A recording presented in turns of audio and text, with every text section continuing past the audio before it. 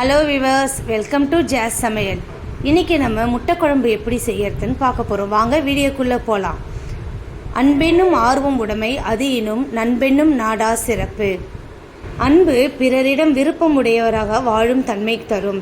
அது எல்லாரிடத்திலும் நட்பு கொண்டு அளவற்ற சிறப்பை பெறும்.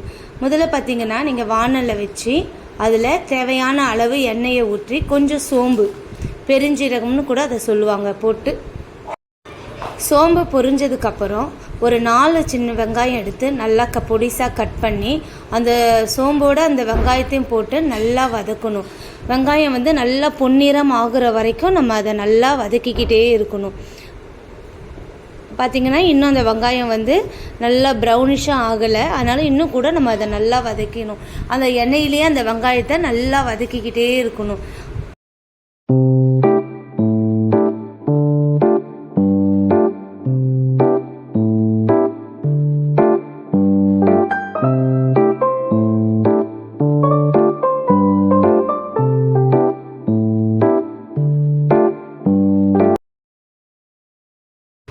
வெங்காயம் பார்த்திங்கன்னா இன்னும் கொஞ்சம் ப்ரௌனிஷ் வரணும், அதனால் இன்னும் கொஞ்சம் அதை விட்டு வதக்குவோம். இப்போ பார்த்திங்கன்னா அது கூடவே கொஞ்சம் மஞ்சத்தூள் 1 ஸ்பூன் அளவுக்கு மஞ்சத்தூள் சேர்த்து அந்த வெங்காயத்தோடு நல்லா அதையும் சேர்த்து நல்லா எண்ணெயில் வதக்கும்போது பார்த்திங்கன்னா அந்த வெங்காய கலர் கொஞ்சமாக மாறும். அது மாறும்போது பார்த்திங்கன்னா உங்களுக்கு நல்லா தெரியும், அந்த எல்லோ மஞ்சத்தூளும் சேர்ந்து மாறி இருக்கும்.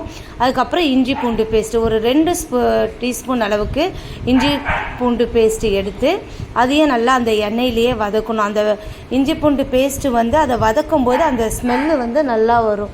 அப்போ அதை நல்லா வதக்குனதுக்கப்புறம் நான் ஒரு 6 தக்காளி எடுத்து நான் மிக்சியில் அதை அரைச்சி அந்த தக்காளியும் இதோடு கூட ஆட் பண்ணி தக்காளியும் சேர்த்து நல்லா வதக்கணும். வெங்காயம், மஞ்சத்தூள், அப்புறம் இஞ்சி பூண்டு பேஸ்ட்டு, தக்காளி, இது எல்லாத்தையும் நல்லா சேர்த்து வதக்கணும். அந்த எண்ணெய் தனியாக பிரிஞ்சு வர அளவுக்கு வதக்கணும்.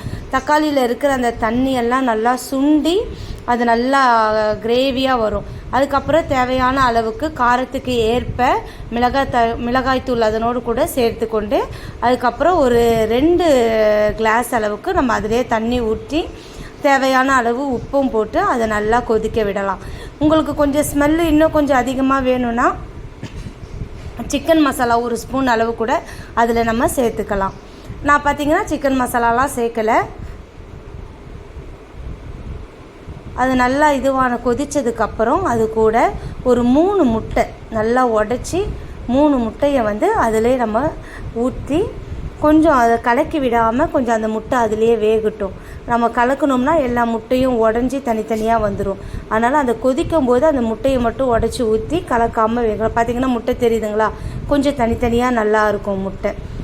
அதுக்கப்புறம் ஒரு 4 முட்டை பாயில் பண்ணி நான் எடுத்து வச்சுருக்கேன். அந்த முட்டையும் பாயில் பண்ண அந்த முட்டையும் இந்த குழம்போடு சேர்த்து நம்ம போட்டுடலாம். நம்ம ஆல்ரெடி உடச்சி ஒரு 3 முட்டை ஊற்றிருக்கிறோம். பாயில் பண்ண முட்டையும் அதில் சேர்த்து விட்டு ஒரு 2 நிமிஷம் அதை நல்லா கொஞ்சம் கொதிக்க விடுவோம். பார்த்திங்கன்னா சுவையான முட்டை குழம்பு ரெடி.